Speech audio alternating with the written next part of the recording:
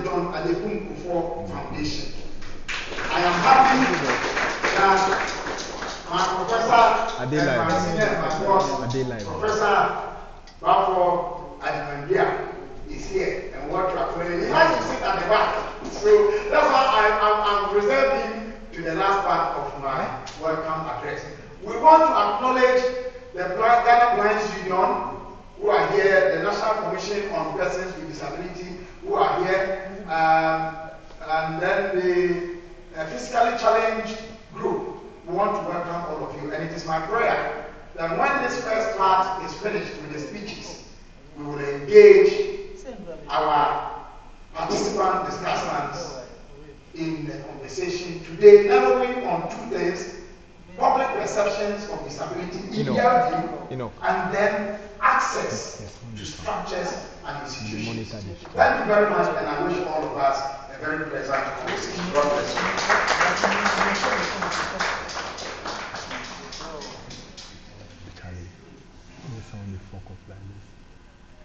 The chairman for this occasion is none other than former Minister of State, an accomplished and thoroughbred intelligence couple.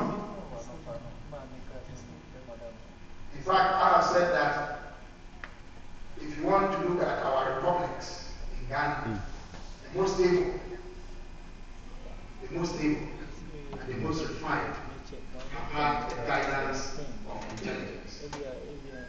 And this man appreciates what we mean when we talk about intelligence as the backbone of governance. He is also a devout Catholic and a very religious man who sees his calling as helping the vulnerable and marginalized, and was a key architect in promoting the persons with disability law under the presidency of former President John Agyekum Kufuor. He is Mr. Francis. So I invite you to accept and after a few words ask you to launch into the rest of the program. So thank you for accepting to chair this function. Very last in the day.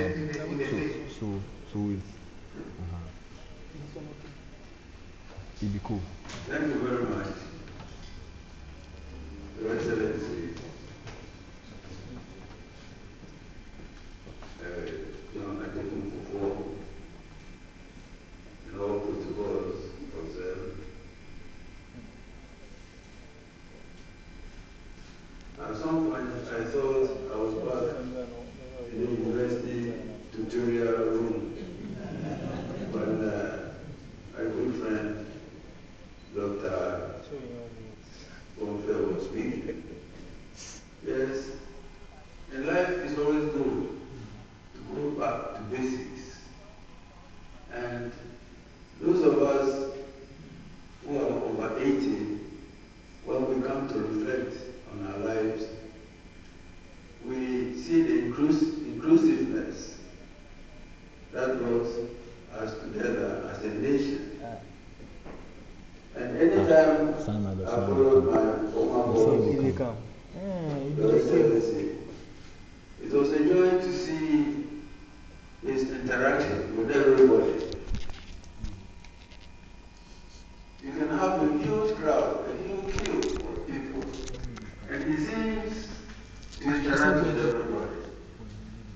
The principle of inclusiveness. He knows everybody.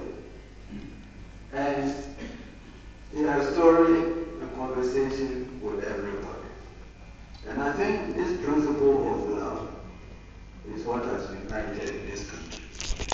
And he is the perfect example of how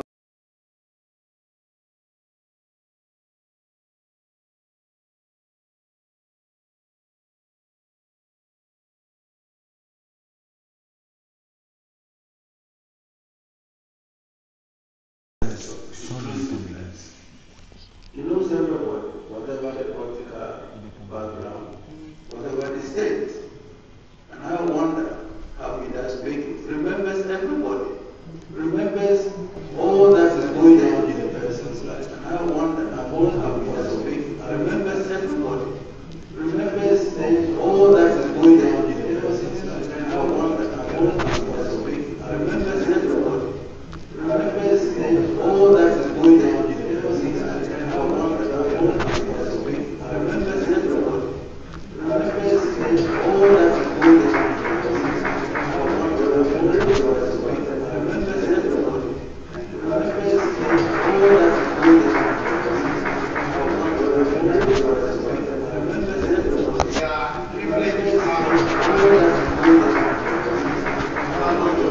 She's really up there.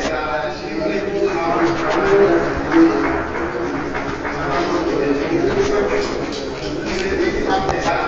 let me say that what that really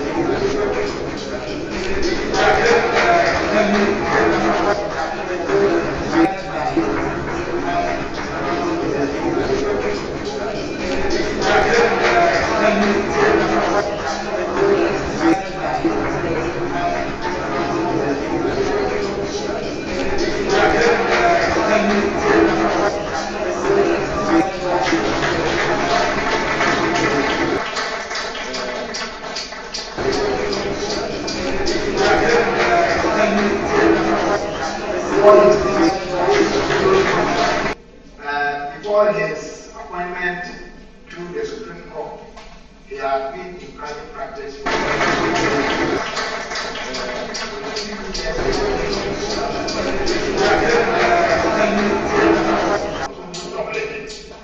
and we have done a lot of work for other patients before his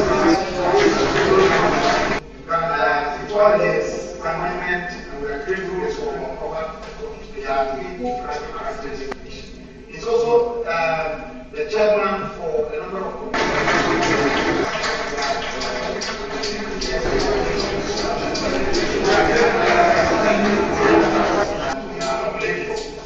and we have done a lot of work for other patients before his very much. When I came as a former president, he's also actually the chairman of the Before I start my speech, 7 times we need to recognize for the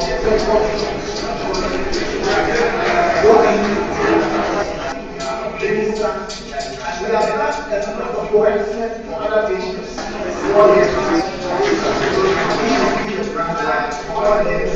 Very much. When I came so you former president, and it's also the chairman of before I start my speech, 7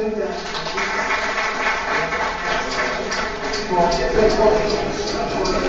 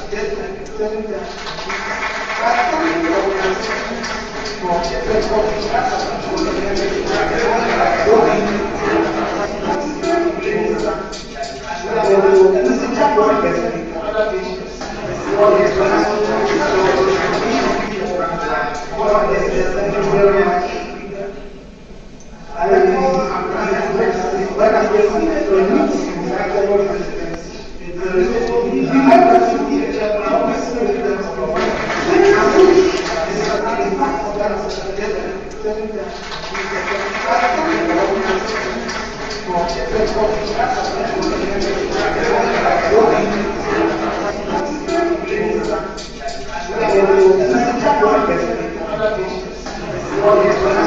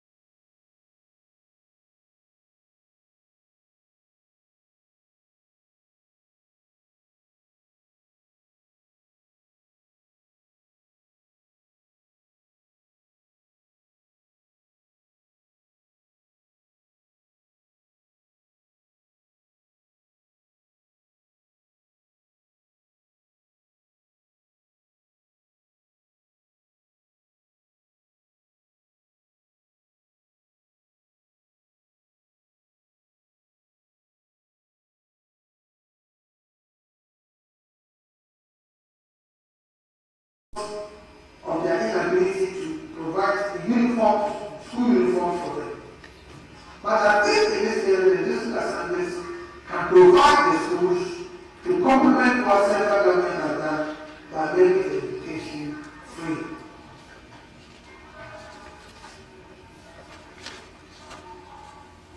Education in connection with disability should also take the form of awareness creation that diffuses backward notions about the causes of disability and emphasizes the dignity and rights of persons with disability.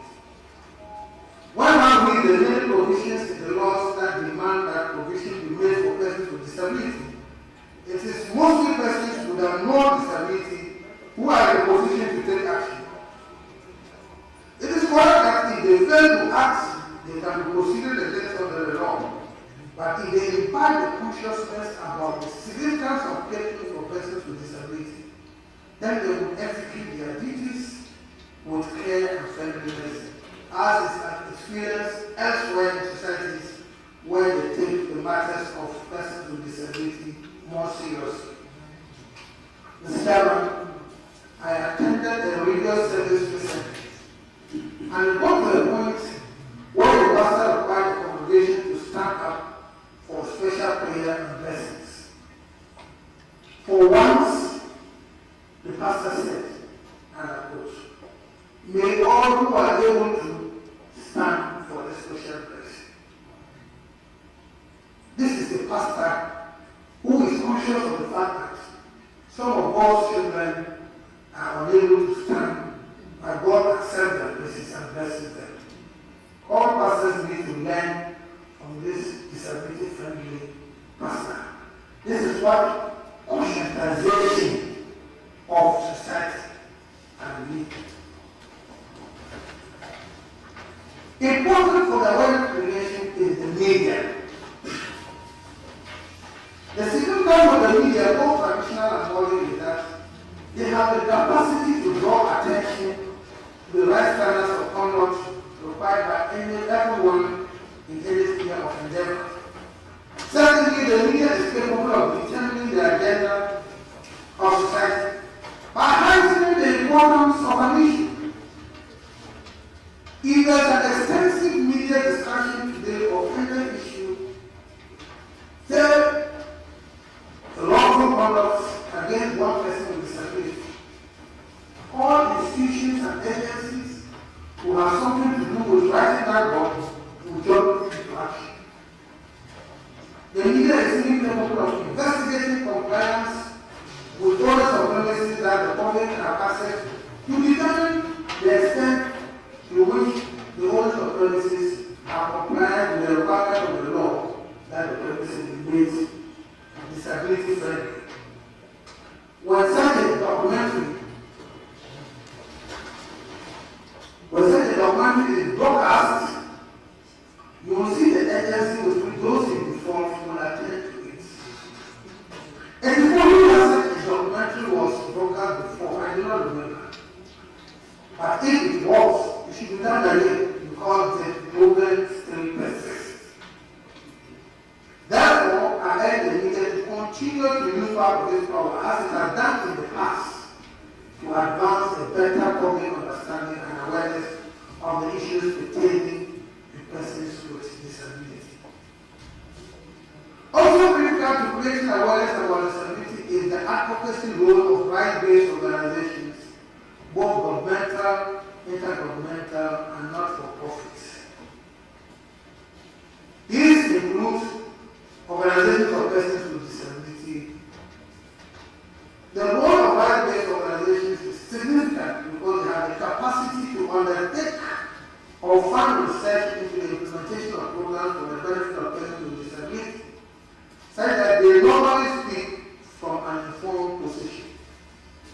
In this regard, I wish to commend the two not-for-profit organizations that have put together this conference: the John Agyekum Kufuor Foundation and RYD International. We say thank you very much for this work.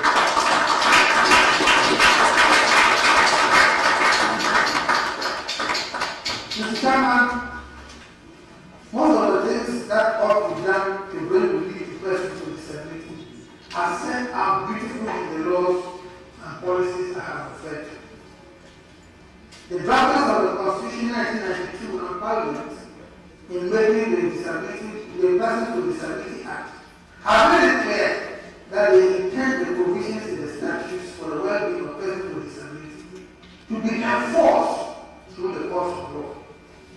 Article 33 of the Constitution has empowered the High Court to enforce the human rights guaranteed under Chapter 5 of the Constitution.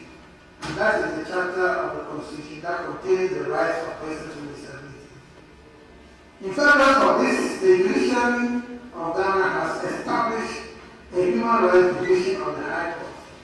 So where it is necessary to compel someone or an organization to respect the law in relation to the rights of persons with disability, we can have the court and the human rights court. Additionally, we have the Commission on Human Rights and Administrative Justice, who have a constitutional mandate to investigate instances of human rights. As I already pointed out, Act 715 criminalizes most of the conduct that breaches the obligation towards persons with disability, so that it is a straightforward case of enforceability through investigation and criminal prosecution. Therefore, while we do the conscientization through education, the media and advocacy, we should not shy away from enforcement through the court where it becomes necessary.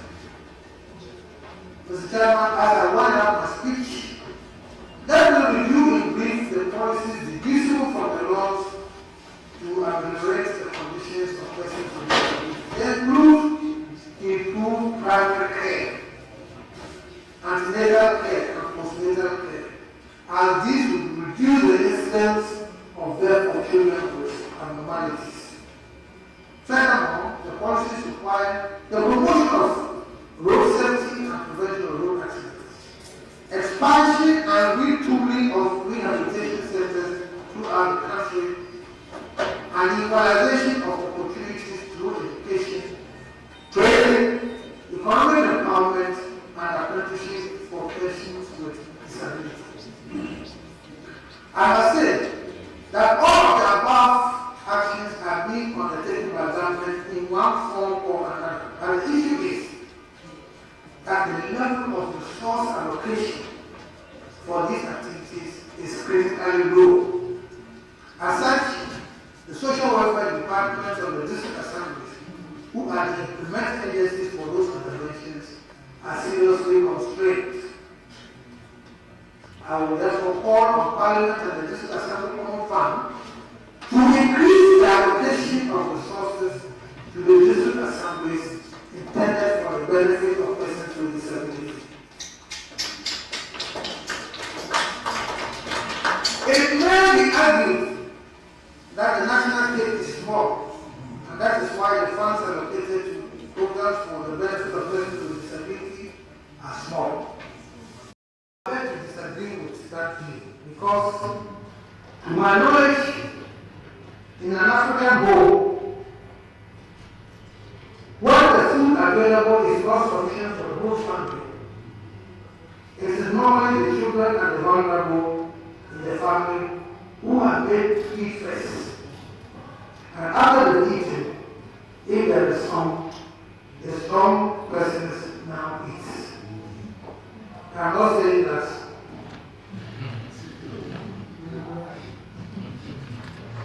saying that only persons with disabilities should be catered for. But can we please arrange our affairs in relation to caring for persons with disability like the Africans that we are? Thank you very much for your attention.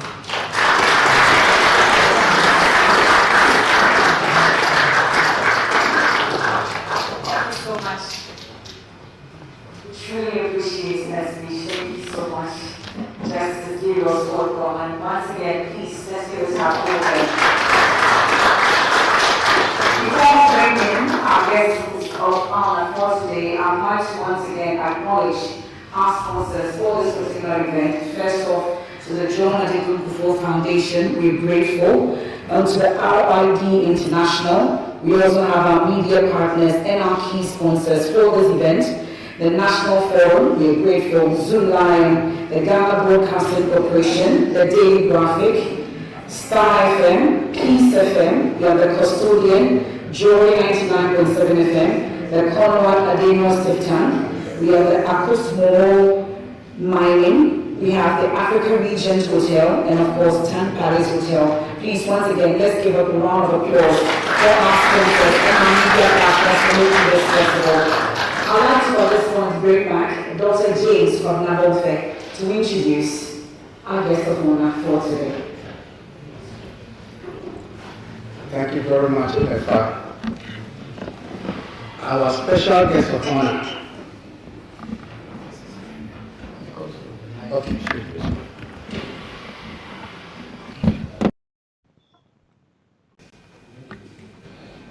Our special guest of honor was introduced to politics at a very early stage in life. He was a member of the Prempeh College Parliament between 1954 and 1958. Indeed, that was a mock parliament. And after he had served as city clerk of Kumasi City Council, in 1969, he entered the Second Republican Parliament. That republic didn't last. After the overthrow in 1972, he didn't give up on politics. He learned lessons from prison, having been jailed for exercising his conscience and wanting to serve his people. Indeed, in 1979, when the Third Republican Parliament was inaugurated, he was found there again, serving his nation as a lawmaker. Unfortunately, the Third Republican Parliament did also not last, and he was jailed briefly, wanting to serve his nation as things problem happened. Remained committed to public life and public service. And indeed, in 2000, during the general elections, he was elected, as had been prophetically in 1999, when Prempeh College turned 50, that he was going to be the first old boy of that college to become president, and he became president of the Republic of Ghana. This was the college at 50. When Ghana became 50, he was the president of the Republic of Ghana, and he served his nation well. I'm sure the testimonies are being given. But the more reason why we invited him as a special guest of honor, and we heard the special guest speaker allude to the persons with disability law. After years of effort, in 2006, Ghana did not only ratify the International Convention on Persons with Disability, but Ghana inaugurated, promulgated, enacted, and assented to the Persons with Disability Law 2006 at 715.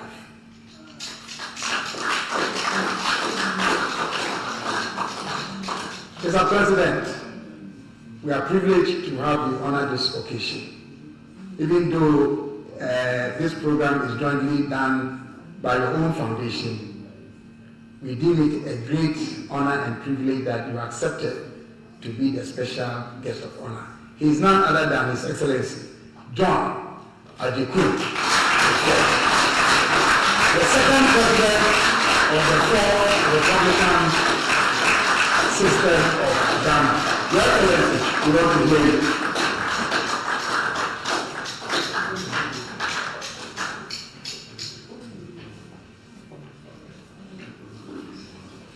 Please, before he speaks, the man who has volunteered to hold the mic for him must be acknowledged. I want to recognize the presence of former IGP, Mr. David Asante-Pietro, and former Minister for Energy, Senior John Agyekum. We have decided to volunteer to hold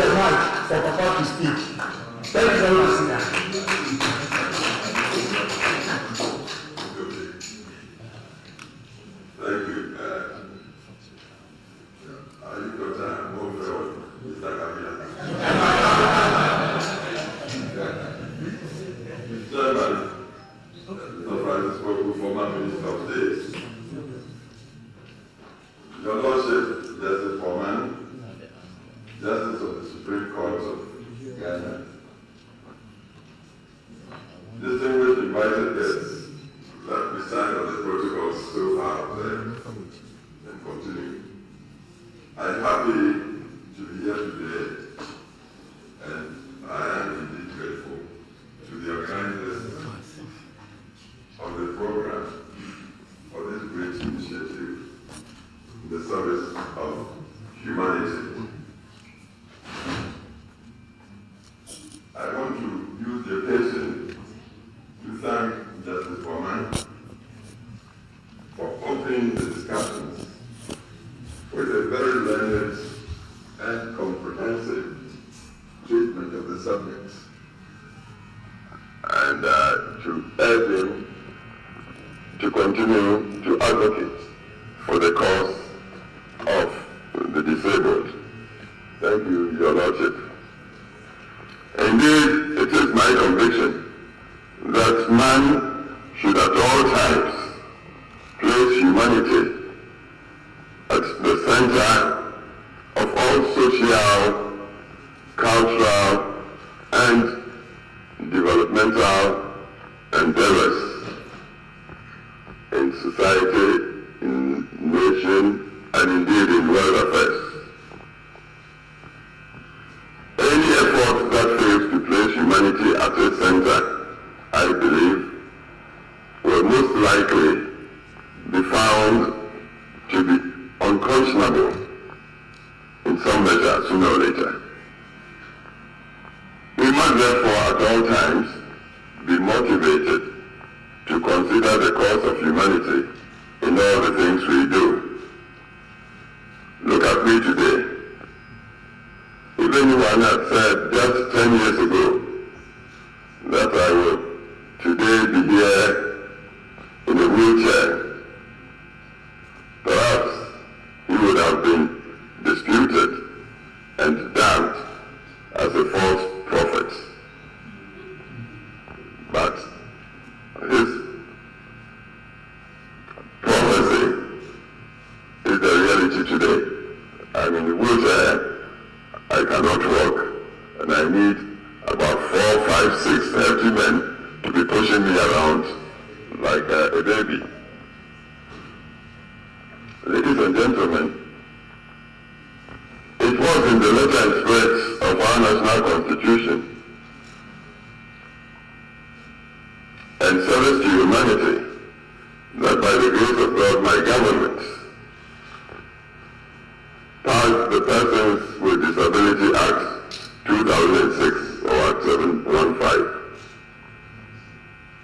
It helped us to pursue the realization of an objective that had for years eluded us as a nation.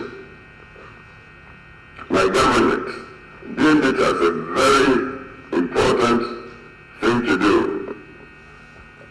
so as to catch up with the parts of the world which were rapidly awakening to the necessity to include persons with disability in all aspects of social, engineering, and development. Generally, with the spread of science and knowledge, human societies around the world are enjoined to be enlightened. The United Nations Universal Declaration of Human Rights underpin this necessity. And truly, just think about it. Why should a person not be considered as a full human being just because he or she lives with a disability? Why should such a person be dispossessed of his or her humanity? So my government deemed it timely for Ghana to be part of the enlightened world. Hence the enactment. In fact, my government, as you would remember, initiated many other social interventions, all geared toward giving equality of opportunity to all our citizens. So this law was part of such an intervention to help persons with disabilities. For instance, before the law, if one visited a ministry building or public housing, there was nothing like a ramp for a wheelchair user to access. So we tried to incorporate all these in the law in order to acknowledge the entitlement of people with disabilities within society. We began, as the Chinese proverb says, that, and I quote, to go a journey of 1,000 miles, it begins with a step, end of quote. We initiated this law, and along the way, there may be the need for tweaking it here and there to enlarge the scope in order to cover even our cultural and religious prejudices and bigotry.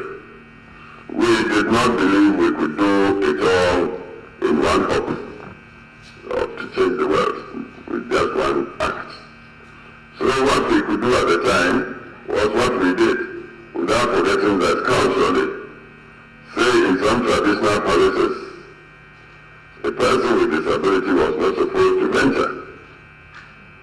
A lady in her nurses, for instance, was not supposed to even get close to her husband or cook for her family. There are so many such taboos. We were aware of all such dictums, but from the beginning, we just could not, at first crack of the issue, seek to change all such overnight. Fortunately, along the years, my protege, and in many practical ways, my son, Governor Bonfe, now styling himself doctor,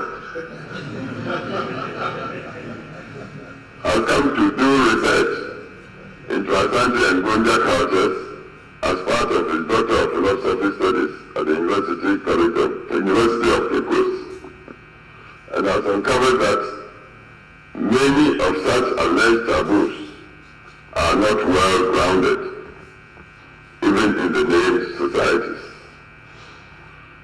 At least from a seminal contribution to the world of knowledge, we now know that disability, and I quote him, is not a taboo but a competitive disadvantage for leadership, unquote. We can work to remove or lessen the disadvantages too. Today, we have had the law working for 18 years.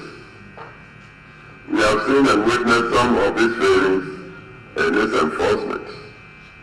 We have also seen its triumphs through its implementation. What is important is that, as a nation, we must be dynamic and rise to the occasion to make it work, as and when necessary. We cannot leave any segment of our society behind. Therefore, the theme for this maiden edition of what we have christened Disability Conversations, which is acceptance, inclusion, and integration of disability as a difference in diversity, could not have been better chosen. Let us appreciate our differences and our idiosyncratic inadequacies and develop the tolerance to accommodate each other as an integral part of the human race. I wish you well and pray that we have a fruitful maiden conversation. May others learn from this initiative.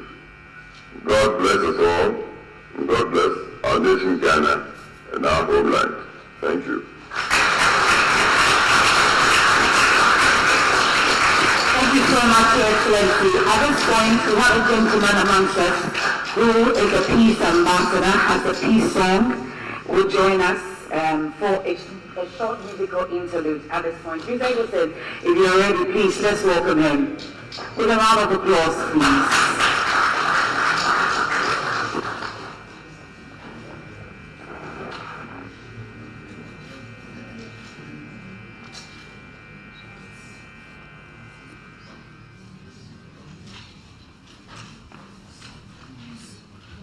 friend is a student at the University of Cape Coast, and he studies an election year.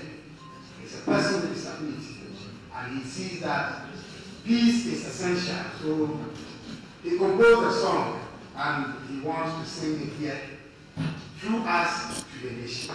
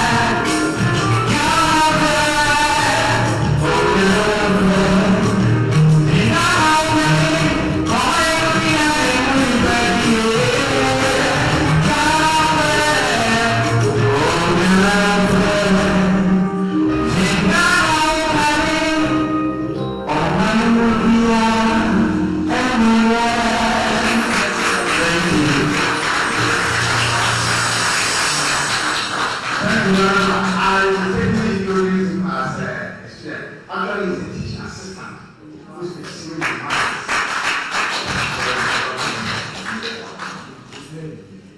His name is Patrick Everson.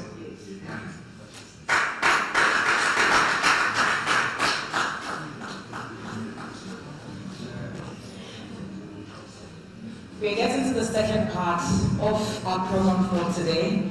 And before we do that, Mr. Chairman, with your permission, I would like to take a brief photograph before we get into the discussion for the next segment. So I will do it in front here, right? I think that our special guest will move this way to join and take it with our discussant participants.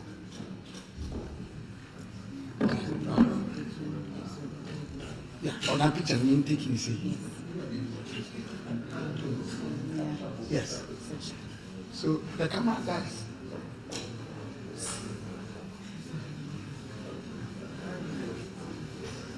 Or maybe we can do that after. Yes. However.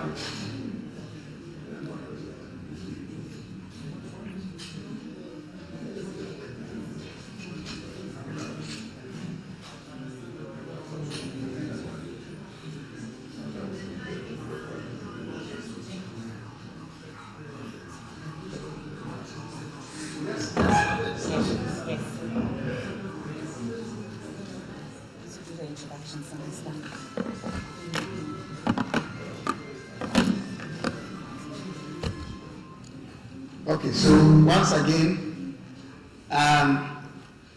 for this maiden conversation, we have trailblazers.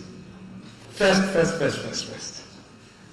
And to be brief, from our extreme, my extreme left, your extreme right, we have the first person with disability to have attempted on 2 occasions to be President of the Republic of Ghana.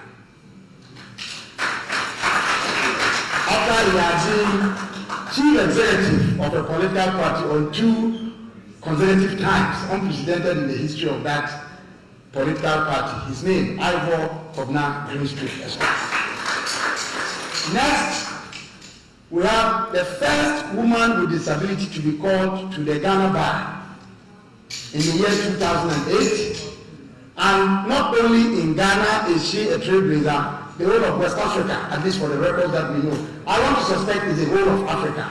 Evelyn Apia Esquire. Next, we have the first person with disability, male or female, to be called to the Ghana Bar in 1997. But before that, the first person with disability to have earned a PhD in cultural anthropology. And also, I suspect that his position he held at the Chieftaincy Secretariat as a principal research officer is comparable to chief director in the other ministries. And the first to become a minister of state with a known disability, Dr. Henry Seydou Dana Esquire. Next is Dr. Emmanuel Ofosu Yeboah, the first Ghanaian Paralympic to win an international award in cycling. And he is currently vying to be a member of parliament for the New Gambia constituency. He's a courageous man. And the first person with disability to be teaching in a tertiary institution, at least with special emphasis and focus on teachers. He was teaching in a teaching education college. And I was privileged to learn under him. His name is Kwasi Subi. He taught me at Wesley College, where I trained as a certificated teacher. With that introduction, our moderator for today must also be introduced. MFA Upper, a broadcast scenario for media Ghana. Our job here is done. Thank you very much. Thank you very much. And this is the rare time that as a host or moderator, you get to be introduced. Thank you so much, ladies and gentlemen, for this particular discussion. What do I call it? A Maiden Conversations TV. And we're really grateful for the opportunity. I'd like to go around the table. We want to do this very briefly as possible. And first off, to take your thoughts, we are focusing on two key areas, the three misconceptions that we've witnessed over the period when it comes to the issue of our disability. But before we get into it, maybe I'll do a quick round around the table, opening remarks, really briefly. Your thoughts, what has happened so far, what we've been talking about, maybe briefly, then we can get into it. Well, my brief remarks would be the same as so far. I'm enjoying myself. It's a very pleasant occasion to be here. And Dr. James Agyekum Jr., who former president says is stem cell star doctor.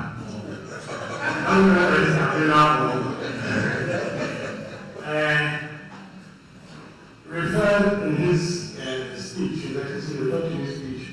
to Agyekum's seminal work whilst doing his PhD at the University of Cape. And not only did he do that research work, but he has developed it further to demonstrate to us today that he also has very strong convening power. And he has brought all of these important persons here today to also turn his work from theory into practice and to assist in the aim of making our nation the one which, as former President Kufuor said, puts humanity at its center. And so we are grateful that he has cajoled us and brought us here to be here today. In fact, I did all I could not to be here. I traveled back to the capital inspector in the morning. And when he used the capital act, they said to morning, you have to obey. So I'm very pleased to be here today. And I think great congratulations has to go not only to the John Agyekum Kufuor Foundation, but to the strength, determination, persistency, intelligence of Dr. Agyekum Kufuor Foundation, who needs to be celebrated. So I'm very happy to be here today. As a lawyer, I have some future remarks I'd like to say about the beautiful presentation of justice. Yes, because I know we Supreme Court that sometimes, we have challenges from that. That really make the opportunity for that to happen. You pass the mic over to Madam Pierre.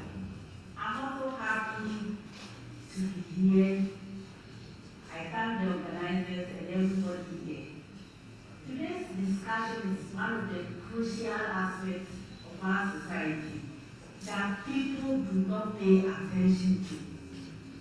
This topic has been discussed in various ways on various platforms by the Ghana Blind Union and other disability groups. So we are happy and we thank Kabila for organizing this program for us. Thank you very much. It looks like you have to put the doctor away for saying.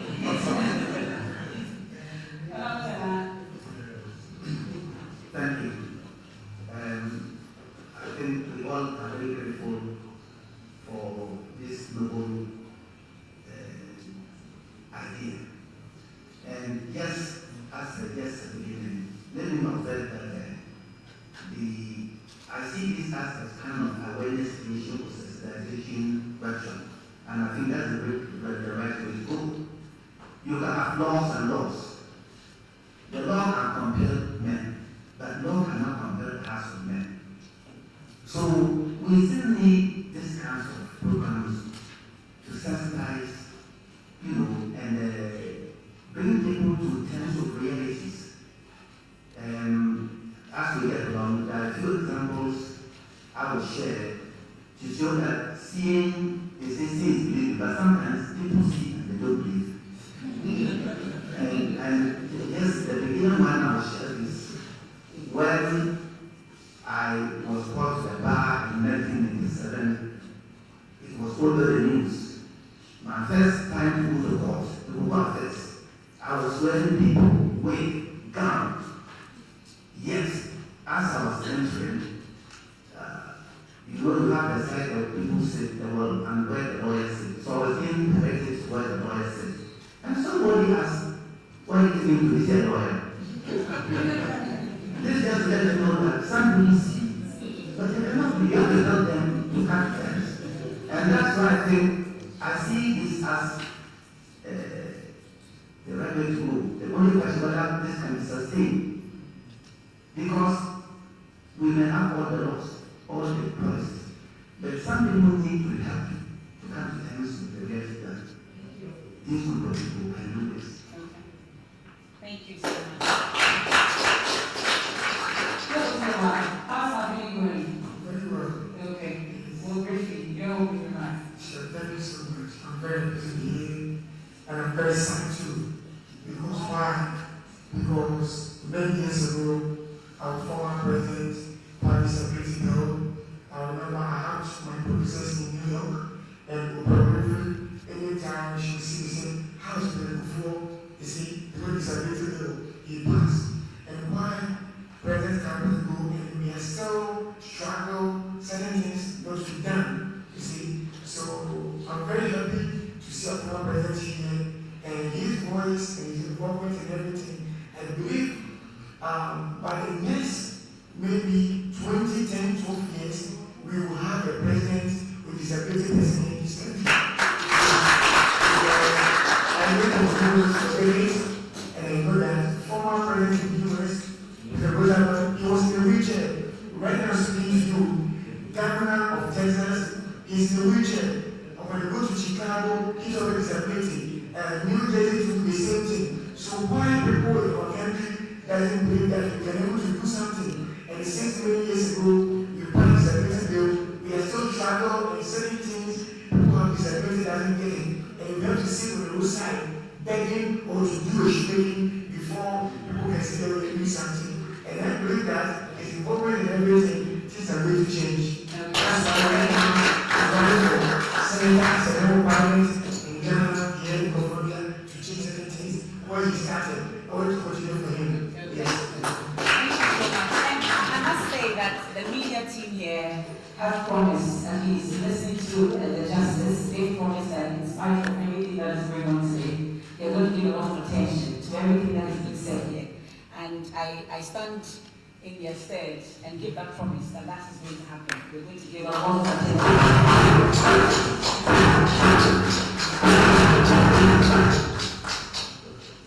I'm also very grateful to be here.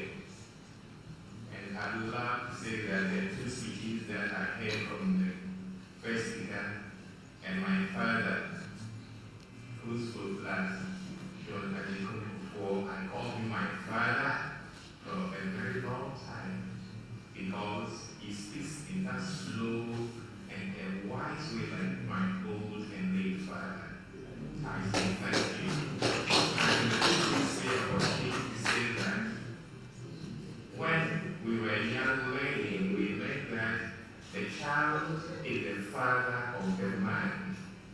Kabila is my student, and he used to come to me and twist me here and there, and I will coach him. Today, Kabila is my father, calling the man to be here. He's borrowed. Thank you very much. Since you have it, then you can get into the talk about perception. You have encountered people in various sectors as an educationist, I would say. What kinds of perceptions do you think that people still hold after all these years and after all the talk when it comes to disability? Thank you, madam. Interestingly, a lot of people have seen disabled persons in their homes, communities, on the streets, and the churches. And I want to say that sometimes you go to church and you sit on the pew with some people who do not have the disability, they shift, they push, and they also late. You get in trouble and they ask, who is sitting here and they leave you.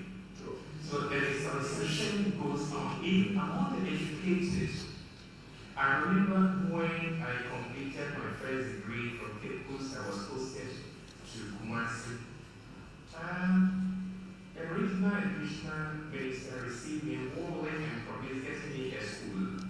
Unfortunately, it couldn't happen, and in her endeavor, trying to get the metro director to help me. When I got the metro director's office, he says, go and sit at the resource center. I asked, what am I going to do there? I'm a classroom teacher. Said, all what you need is at the end of the month, you are paid. I said, Madam, I will speak out. And I said, Madam, are you not aware that I have my file that your four deputies should be able to inform you? Didn't you read from your predecessors? He said, you are not the one to teach me what I'm to do. So the misconception is not only on those who are not scholars, but also scholars.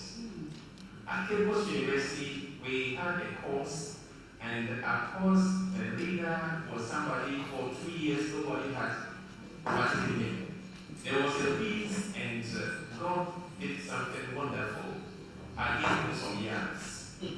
And what happened was that the resource person who was transcribing my script was arraigned before a panel for leaking, allegedly leaking questions to me. So they arranged to meet him and meet me at a different time. I got there to the chairman's office and he started questioning me here and there.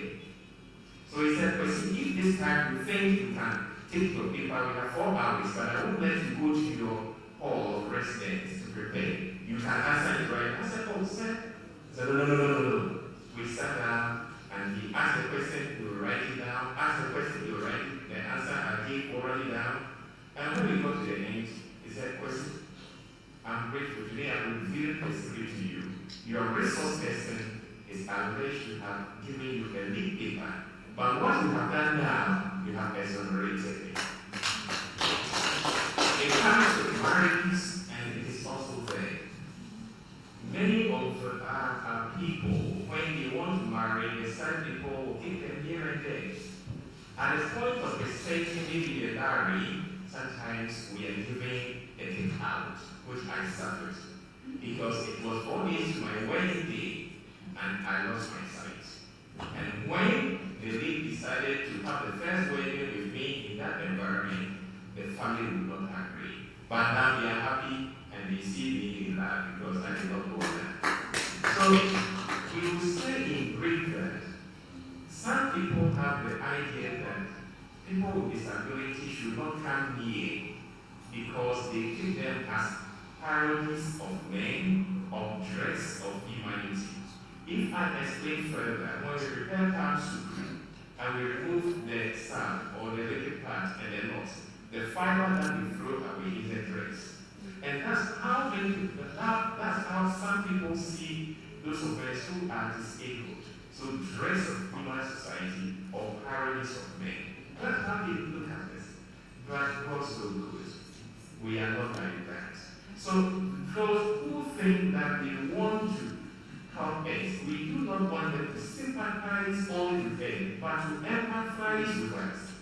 So that when they support us and we go ahead, we will shine, other people will see that yes, this and that person has been educated and is doing something better, and you will change their conception. Okay. Thank you.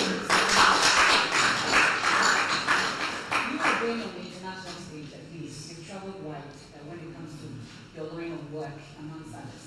What are some of the misconceptions, perceptions, as compared to what you see out there and what you see here? It's very wide because I remember the first time I went to play soccer with my friends so that we can be able to change something in this country.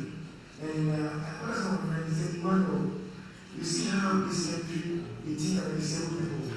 There's nothing we can be able to do to change that perception. And I think to play soccer, you need a team. But to ride a bicycle is only one person that takes the bicycle to go to anywhere. That's why I choose a bicycle to use my one leg to ride 400 miles in 10 days here in Ghana. And the time to change it was positive change. So that time,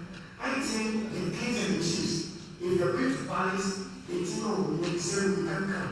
So that time my contact was signing for waiting for the project. I said, "Would you want him?" And then so many things so that they can join me to do this. And after they accepted, I need the money to buy a bicycle. I can't get a bicycle nowhere. I recommended to medical place in Ghana here. And then some called me and said, "Mano, you received the letter. He said, go pay for bicycle." And I said, "Yes." They said, "No, you just tell the truth. You want money for food, you want money for a bicycle." And I said, "Bicycle?" I said, "No. Then you go to lie to us. We don't have any money for you." Until I found an organization in California, and I wrote to them that I need a bicycle to ride. And they sent me a bicycle all the way from California to Ghana. That day, I was rolling myself on the floor.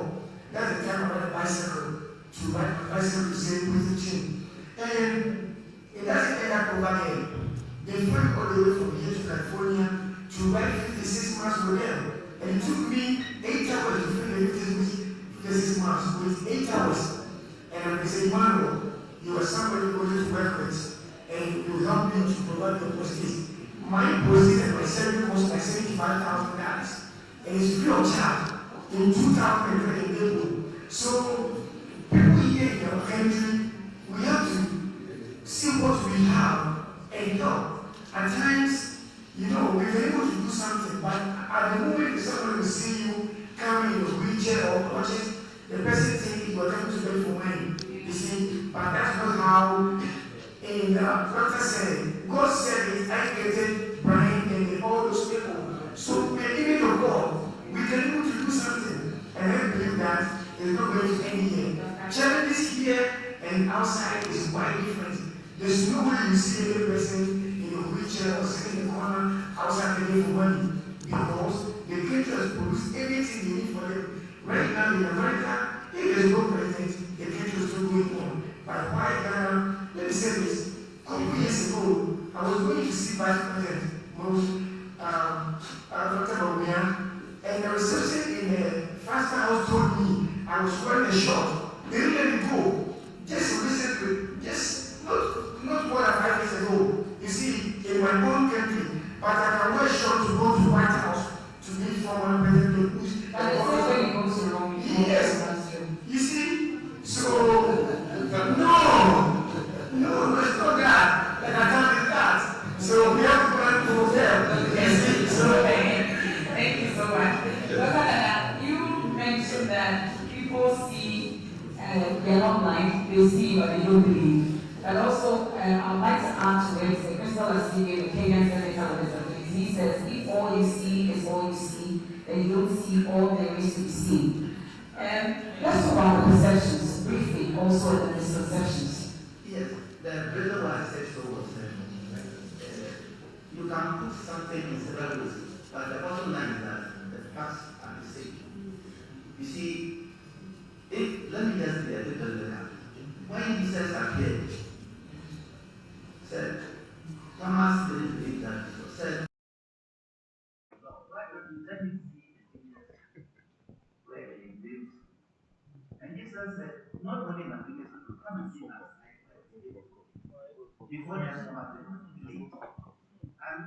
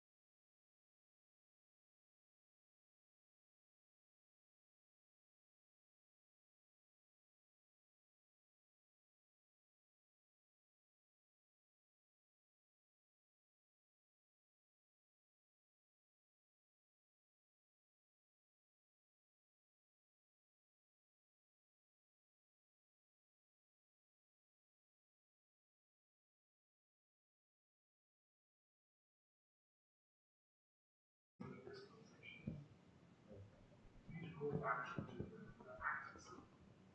One of the guiding principles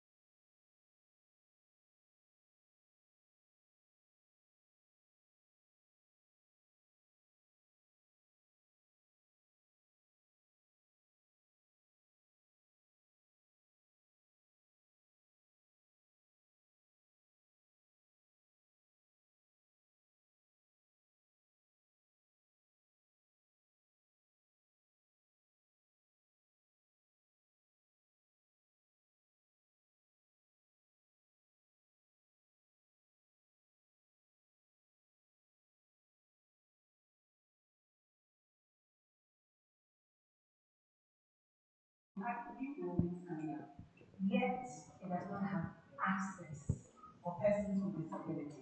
It's unfortunate that the works and housing minister left us, but really, whose duty is it to ensure that these new buildings that are coming up have access? I don't know about here, when we're coming here, what's the experience?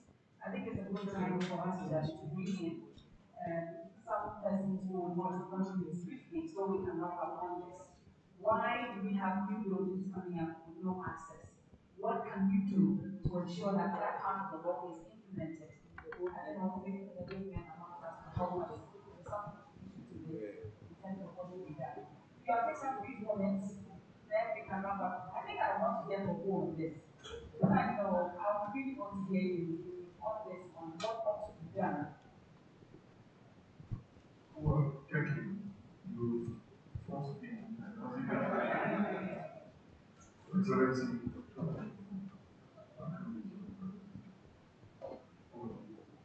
Well, I remember President Bells also contributed to my president in terms of having DACF, National Assembly Member representation for people who I'm not too sure what exists now, whether it's up to what we did. And I only remember that when the National Committee vote qualified for the World Cup for the first time.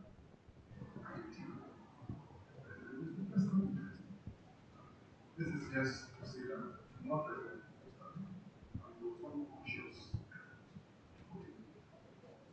establishment that will with buildings, why we are not doing that's the typical again. We all the kind of and anybody who actually tries to do that now becomes the boss. That's the problem of the country. Once you are able to do the right thing, you now become the devil. Also, the danger manager. Until we get away from that danger manager mindset, we shall be well in our Thank you very much.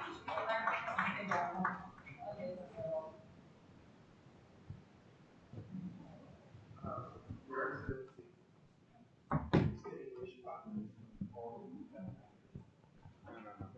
when it comes to questioning direction, I think the problem we face in this country is we are so wedded to shortcuts and cutting corners. I do not see how an engineer would approve a new building that does not have a specific code, comply with a specific code. I do not see how a road engineer can sign off on road construction that is not abiding by specific code. So it becomes an innate disability of us to have tolerance. But again, you can't claim or understand. I go back to my university days.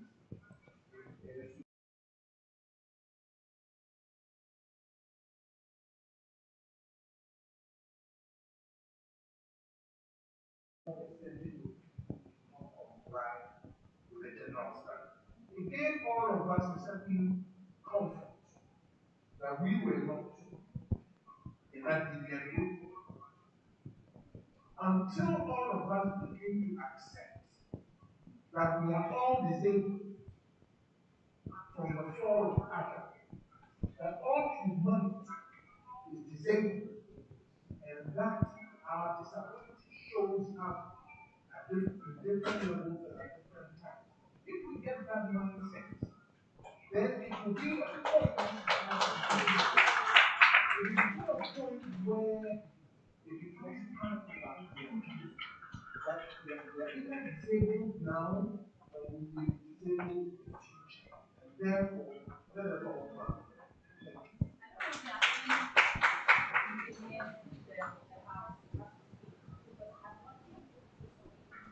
They won't want.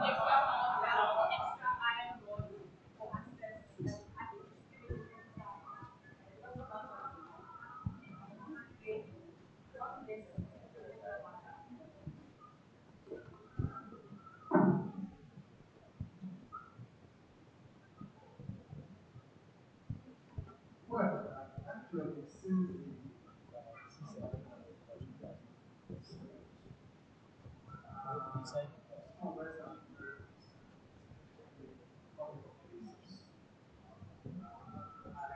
personally come they are putting our money in practice. You were responsible for doing those presentations.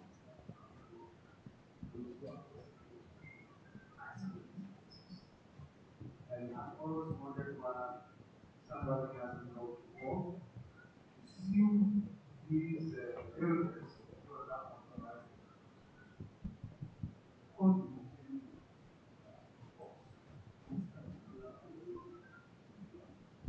So I think it's not true. Any new building that comes up, that those provisions being respected, I think we should face the with the court other than whether the government allow or this court. You can imagine that this condition that this is not sound. I think the house will not meet the class in that.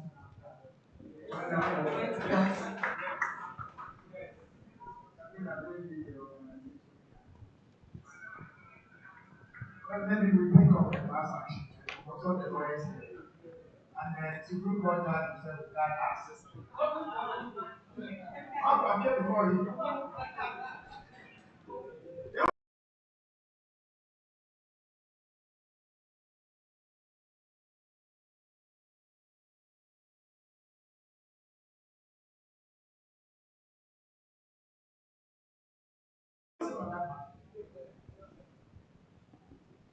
That's why right now I'm running a small party in this region, because in the first time I met my father in Castle in 2005, and I was with Adakabre and some other media, and he asked Adakabre that mama can climb the stairs, and Adakabre said he's so ready. And after they built the first house, there's a lake, there's access and everything. So that's an example. I remember the first time I was doing this, I sat on the road Ghana Telecom. I asked them to bring the telecom down so that people in wheelchair can access. So when I go to the parliament, I believe every month they will see me send people to court all the time. Yes. The work has begun. If you are given minutes each to our discussants, then we can wrap up on the discussion. Well, I was thinking still be here, so I think I'll in terms of police and court and what happened. I now see coming, so maybe you can wrap up on that. Okay. I would say disability is a natural part of human identity.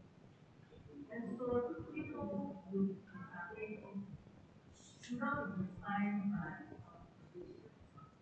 we all work together so that we build a more equitable society.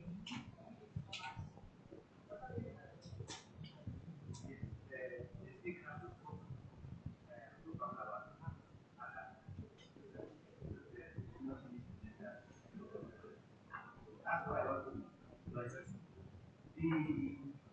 the more we talk about this, the more we have to experience.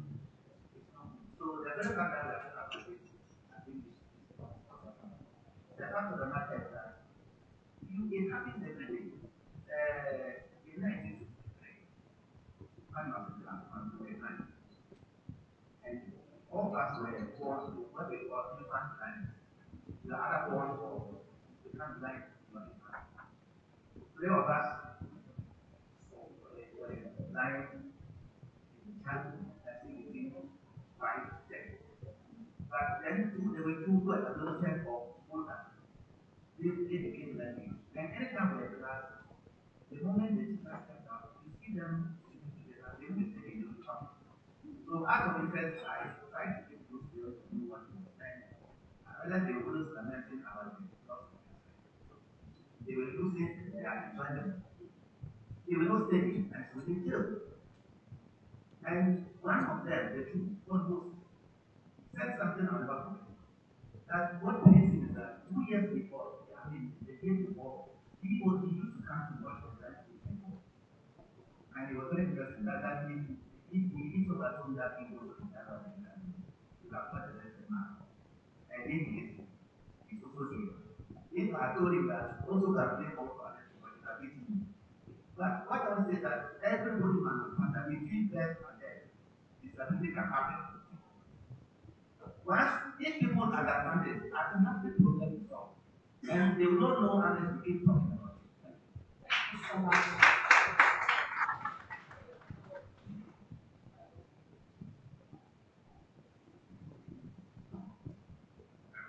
Very again to say that all that my examples are saying, we cannot run away from it. Sometimes disabled people become victims of those situations. We ourselves, we have our own concerns, emotionally, mentally, and physically, but when situations are aggravated by the so-called, please allow my words, so-called able-bodied persons, we need to move like. However, I'll say that it's not that you have done already, whether passing law or supporting and guiding us here, we appreciate. To my fellow brothers and sisters, disability is not inability. Wherever we are, let us shine like a star. If you can see us during the day, at night you will see us. Thank you. Well, in your absence, the house stands up for you that they will want to hear from you. So I'll give you the microphone. Thank you so much. Excellency, distinguished guests and participants. Well, I'm so happy I'm here today. Not because I'm a police officer or but also to share the experiences of our brothers and sisters. Well, all that I wanted to say is to add on to what Dr. Ghana and Mr. Patrick said already. That between them and birth and death, there is some disability at a certain point. And I have a practical experience, a childhood friend who got dropped out of school because he couldn't see well on the back. So people call that down and he's unable to learn. In fact, sometimes parents will overlook this, thinking that this is a privilege to go wear glasses. And that was bad for him and for the society as well. So we are providing free healthcare, for example. And I think the eye care services are especially children who are going to age. And I think it's not all of us in the room. Thank you. Thank you so much. That will be it for our disability conversations, unless you want to have your turn now. Briefly. Well, really just to say that I believe this is the main part of the conversation. And I know we are all ready to be part of future conversations. And I know those future conversations will develop an action plan to assist in the good work that has been done all these years, to also push things forward. And with the chairman present today, who has a vast experience in governance, and who has said so much about problems in Ghana, what we need to do to ensure that we have a stable country in order to make sure frustrations of youth and unemployed are catered to. In the same way, this is an area that has to be catered to with a mind that he has and with the experience and stature of people like John Agyekum, President Kufuor, Dr. Santi, and Umar, I know that we have a lot of brains here and those colleagues here who can come together and help the powerful and take this a step further. And I know that once he has started, everyone else is starting also. So we shall certainly make the necessary impact so that later, John Agyekum Kufuor Foundation and the rights of youth with disability will be accorded great things that will come from it.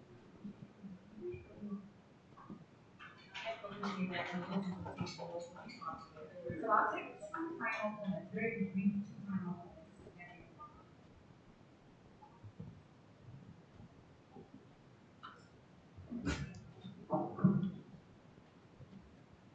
Thank you very much. My name is Agyekum Kufuor. I'm a PhD candidate at the Doctor. Akaduna is my something. Okay.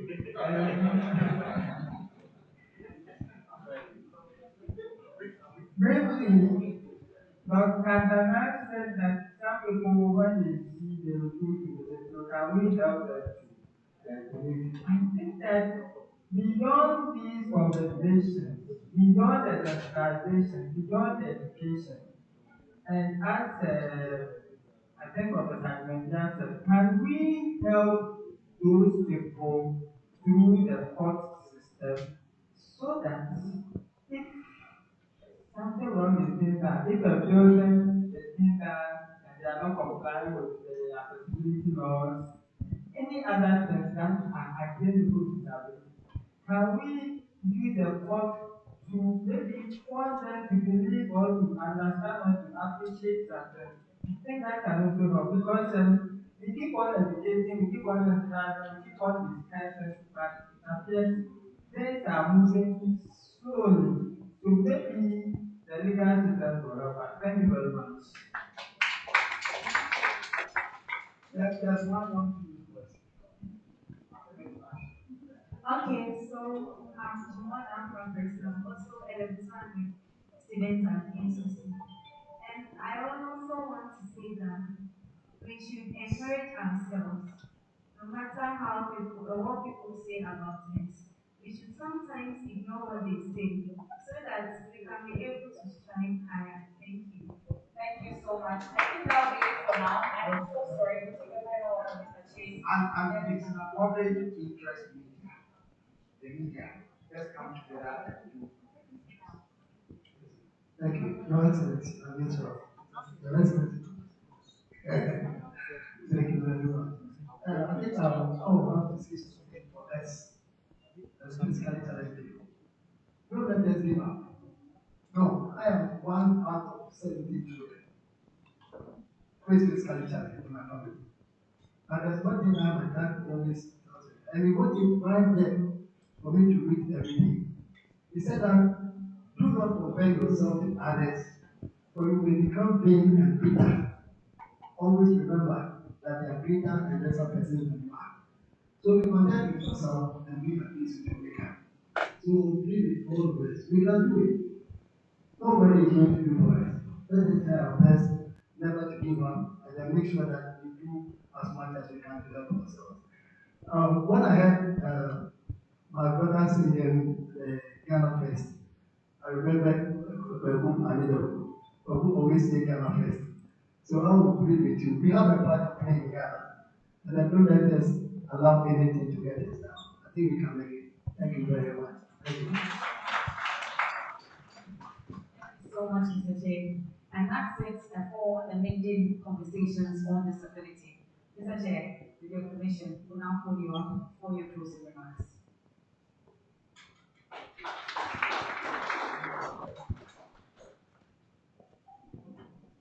Thank you very much. I'm sure President Kufuor will be very excited with this thing.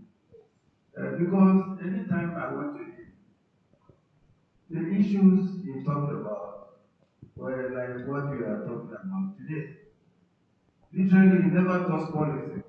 He talks about when we are moving as a country. And I'm sure tonight, he is going to take a lot of joy from the treasure that we have experienced today. It's been a treasure. Sharing of experience, sharing of interest in society. But the devil is prioritization. You may have policies, but we need the stature of the former president as an advocate. And in various ways, we are all here as advocates on camera. And one of it important issue. If you don't have lobbying groups, we are likely to ignore what is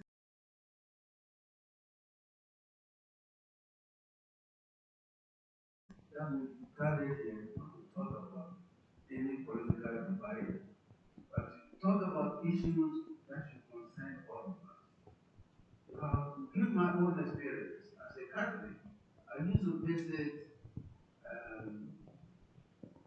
persons who were housebound, and I would visit certain personalities in their homes. Then they move to hospitals, continue to visit them. They move to what you call homes, those who cannot look after themselves. And even when they die, I would go to their funeral. But surprisingly, throughout all the visits, in some cases, I never saw son, daughter, father, or anyone. And then at the funeral, people were dressed in suits, but very great personalities traveled from all over the world at the funeral. Then the nurse would ask, "Do you know Francis?" I said, "No, we don't." "Oh, he's the one who has been looking after your dad." So let's not get into that situation. So we have to address also responsibilities of families and friends. And that's for me the first line of engagement. That we should not forget the situation of marriage and system. We say, oh, now we've got the family support system. It will not be there forever. So this will be a learning process for all of us. So it's been a joy listening to vibrant contributions, but let the advocacy begin. I'm very proud of the media who have pledged to give the necessary publicity to this event. There's a lot to learn from today's event. The contributions have been very rich. So thank you very much, Your Excellency, ladies and gentlemen.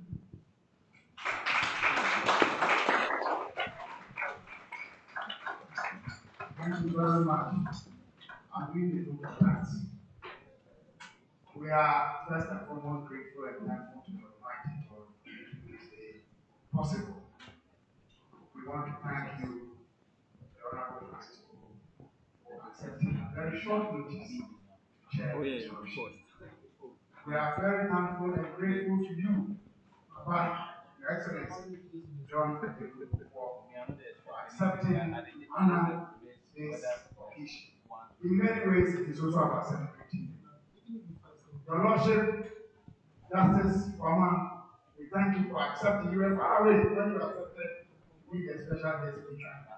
We are grateful, we are very thankful to you. I want us to be very, very, very grateful to our lead participant discussants, trailblazers in their own individual merits and doing what they are doing, not only for the cause of disability, but for Ghana as a country. I will congratulate you, my brother. Thank you very much. I know you have something that is bothering you today, but thank you for still raising this appeal. Thank you for coming. Dr. Hussein Dana, we are very grateful. My good friend, Dr. Emmanuel Kufuor, we are thankful to you. And then my professor, he simply wants to be called to speak. Said that I was simply praying. And former minister, energy, that I sit here. Gogu, Debu, thank you for coming. Former IGP, that I say. Member of the CJ. The media, our friends from the GBU, students from UCC who came, the Adventist group for persons with disability, we thank you for coming. And all our friends, I can't mention you individually. We want to acknowledge our sponsors and particularly Multimedia, JAKF for giving us our moderator, the custodian newspaper, the National Forum, GBC, they are here and they are covering. We hope that we will have a public interest media step up this game and engage in further conversations on disability. We also want to thank JL Properties. We want to be grateful to Conrad Adnan Foundation. They also helped us in coming. I want to acknowledge the following persons for financial contribution to make today possible. And you will be fed. And that is coming to see the African Regent term.